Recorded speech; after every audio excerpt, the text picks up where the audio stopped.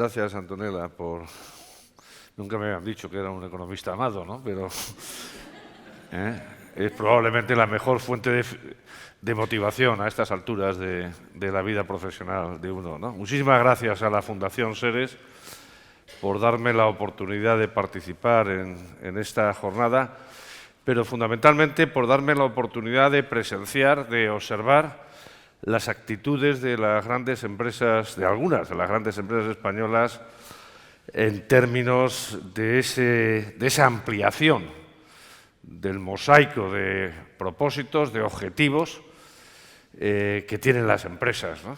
El denominador común de las 4 intervenciones que hemos escuchado no es otro que el cuestionamiento de la función objetivo, de la función monoobjetivo que tenían tradicionalmente las empresas y el reconocimiento, la admisión de que efectivamente la empresa tiene una función multiobjetivo y entre ellas está esa sensibilidad amplia, social, que los 4 ponentes anteriores han puesto de manifiesto. Está muy bien, está muy bien. Señalaba uno de ellos que efectivamente hay algo de oportunismo coyuntural, refiriéndose a la manifestación que el pasado agosto, mediados de agosto, hizo la Business Roundtable en Estados Unidos, una organización que tradicionalmente asumía como único objetivo la maximización de la riqueza de los accionistas y que de la noche a la mañana, de la mano de John Diamond, pasó a admitir una batería de objetivos, al final de los cuales se encontraba esa maximización de la riqueza, ¿no? Está muy bien, porque probablemente una de las consecuencias que tiene la modernización tecnológica que estamos experimentando vaya a ser, lo señalaba también, lo insinuaba Juan Pedro, pero también lo insinuaba el presidente de Telefónica, vaya a ser una reducción de la inclusión. Estamos viviendo en tiempo real, en directo, la mayor discontinuidad tecnológica de la historia, mayor incluso que la revolución industrial. Y esa mayor intensidad tiene mucho que ver porque ha formado un maridaje, un binomio, con otra fuerza propulsora del progreso, que es la globalización.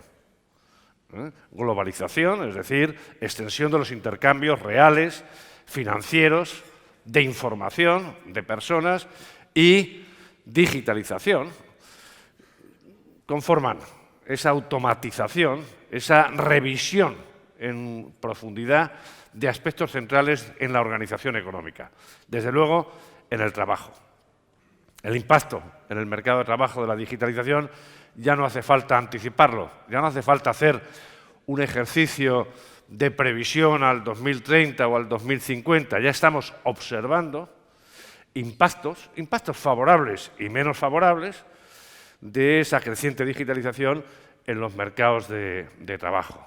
Y estamos observando, y también se daba cuenta en algunas de las intervenciones anteriores, cómo la ansiedad de la gente también se extiende a la anticipación de qué va a ocurrir con su ocupación. No es un tipo de ansiedad similar al que mantenían en el siglo XVI algunos artesanos, cuando aquel clérigo le planteó a la reina de Inglaterra la creación de una nueva invención, de una nueva máquina tejedora que presumiblemente iba a excluir puestos de trabajo, ¿no? Ni siquiera es la ansiedad que generaron aquel movimiento de los luditas que se encargaban de sabotear cualquier máquina que emergía como potencial competidora en última instancia del trabajo. Pero sí hay una ansiedad por la redefinición de aspectos esenciales. Se señalaba antes un dato que se ha perfeccionado, digamos, en su estimación del McKinsey Global Institute, que dice más de la mitad, el 55% de las tareas que conforman los puestos de trabajo, no hablo de los puestos de trabajo, sino de las tareas que conforman las ocupaciones, son susceptibles de ser automatizadas con tecnologías hoy disponibles. hoy disponibles. No digo tecnologías disponibles pasado mañana, hoy disponibles. También es verdad que, como la experiencia nos ha enseñado, toda discontinuidad tecnológica, toda revolución industrial, si queremos ser más ampulosos en el lenguaje, genera oportunidades nuevas. Pero es verdad que hasta ahora la evidencia, e incluso la investigación aplicada, lo que está poniendo de manifiesto es que ese efecto sustitución va a ser algo menor que el efecto desplazamiento. Es decir, van a quedar más tareas desplazadas de las nuevas que van a emerger. Y esto puede tener, lógicamente, un impacto serio en ámbitos, como luego comentaremos, como es la sostenibilidad de las finanzas públicas. Lo que estamos observando también es que el proceso de automatización, de robotización, está afectando a sectores que ya venían experimentando un declive en su importancia relativa en las economías. Ahora mismo vamos a terminar el año con unos 3 millones y pico de robots en todo el mundo. Lógicamente, esos robots están allí donde la intensidad industrial de las economías es mayor. Y dentro de esas economías, con un peso de la industria relativamente elevado, una tercera parte, grosso modo, de todo el parque de robots están en 2 o 3 sectores. El más importante es el sector del automóvil, ¿no?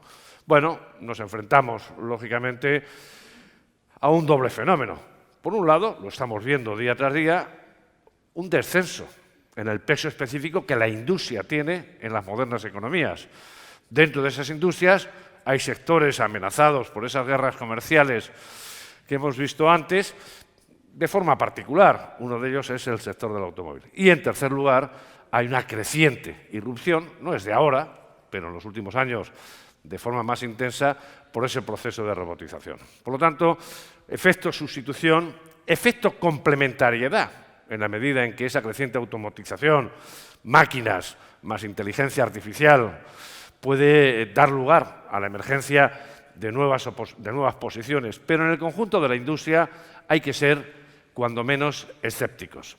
Es verdad que la automatización es mucho más difícil implantarla en el sector servicios. En algunos servicios estamos viendo cómo en la industria de los servicios financieros la automatización no es nada difícil. No solo en los procesos de retail banking, de los que nuestro país tiene muestras más que suficientes, sino también en la industria de la gestión de activos, etcétera, etcétera. Cuando uno llega a este punto, no necesariamente adverso, porque el que haya desplazamiento de trabajo no es ninguna señal mala. Ese desplazamiento puede venir acompañado de una reducción de las jornadas de trabajo, puede venir acompañado de otro tipo de ocupaciones complementarias, ¿no? Pero lo que sí surge, digamos, es una inquietud acerca de cómo esta digitalización, su impacto en el mercado de trabajo, puede estar también condicionando el concepto de empresa, las formas de organización empresarial. Porque uno lo que está observando es que además de ese efecto sustitución de la automatización, insisto, no solo de las máquinas, hablo del software, hablo de la inteligencia artificial, además de ese proceso de sustitución, lo que estamos observando es que las empresas empiezan, lógicamente, a hacer uso de mecanismos más ágiles, más flexibles de contratación, hasta el punto de que redefinen su propia personalidad. Lo que hemos observado en los últimos años, y vamos a seguir observando, es un ascenso del autoempleo significativo, no solo en tareas como las hasta ahora observables de escaso valor añadido, sino también en tareas relativamente importantes, ¿no? Lo estamos viendo ya en tareas de análisis financiero, en tareas de consultoría, en tareas donde efectivamente se está cuestionando, por un lado, el vínculo tradicional entre la empresa y el trabajador. 2, la propia empresa hace uso de mecanismos flexibles, no tanto o no solo de subcontratación, sino sí de aligeramiento de lo que son sus costes tradicionales de estructura. Estamos asistiendo a un cuestionamiento de la propia ubicación física de las empresas. En la segunda revolución industrial era destacado que la gente por primera vez salía de su casa a primera hora de la mañana y volvía a última hora. Salía equipada con el bocadillo o lo que fuera.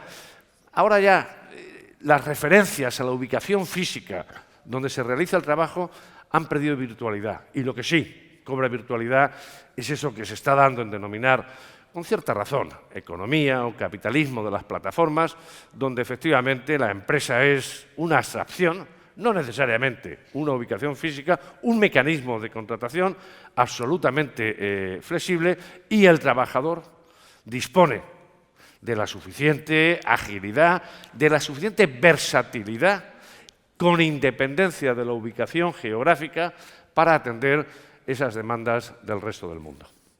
Son dos consecuencias importantes. Una, las que ya estamos observando, esa suerte de taylorismo digital que algunos académicos han acuñado. Por otro lado, un nuevo concepto de empresa donde cobra mucha más importancia, insisto, la agilidad, la capacidad de adaptación, la reducción de costes de estructura, la eliminación de servidumbres que impiden el camino hacia la frontera de la innovación. Todo esto, lógicamente, puede tener un impacto fiscal, por así decirlo, un impacto sobre la sostenibilidad del estado del bienestar. Al final, el estado del bienestar, ese bienestar al que hacían referencia los antecesores representantes de las empresas, depende de la generación de ingresos tributarios. La evidencia nos dice, lógicamente, que a medida que los trabajadores cobran autonomía, se autoemplean, los ingresos tributarios son menores. La otra evidencia que es importante como punto de partida es que la principal fuente de generación de ingresos tributarios en todos los presupuestos del mundo son las rentas del trabajo, no son las rentas del capital. Por lo tanto, además asistiríamos, ya estamos asistiendo en algunas profesiones, a una optimización también por parte del trabajador de esas cargas fiscales, incluso de las propias cargas de la seguridad social, ¿no?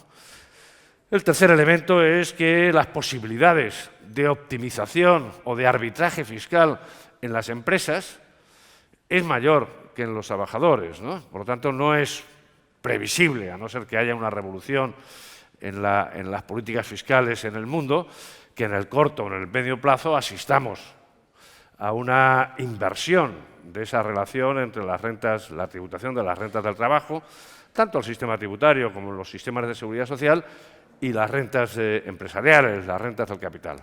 El resultado de todo eso, lógicamente, puede ser un problema adicional en algunas finanzas públicas, en particular en aquellas finanzas públicas hoy más deterioradas, que no son precisamente las de las economías en desarrollo. De esta discontinuidad tecnológica y su impacto en el mercado de trabajo, los principales beneficiarios van a ser básicamente países en desarrollo, países en una fase intermedia de industrialización, y aquellos países industrializados con pleno empleo. Los países probablemente más perjudicados serán aquellas economías avanzadas muy distantes del pleno empleo. A Alemania no les preocupa el exceso de robotización, incluso en sectores claves como es el sector del automóvil, porque tiene una tasa de paro mínima y porque los problemas demográficos aconsejan reforzar la fuerza de trabajo. Y ese reforzamiento de la fuerza de trabajo se puede hacer con trabajadores extranjeros o con la robotización. Eso sí, ideal sería que los robots, como sigue defendiendo Bill Gates, puedan llegar a pagar impuestos o puedan de alguna forma establecerse una generación de ingresos que compense una de las amenazas más serias y de las que se ha hablado poco en las intervenciones anteriores, una de las amenazas más importantes a la inclusión, que es la que viene por el desplazamiento del trabajo y el vaciamiento del estado del bienestar, en prestaciones básicas. La combinación de estos dos elementos no es un elemento, no es una situación de tranquilidad para las grandes empresas.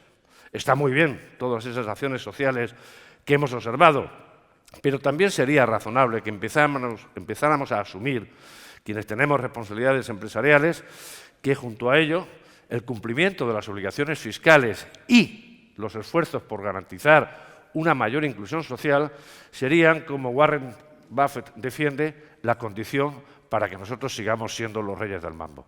Nada más y muchas gracias, ¿no?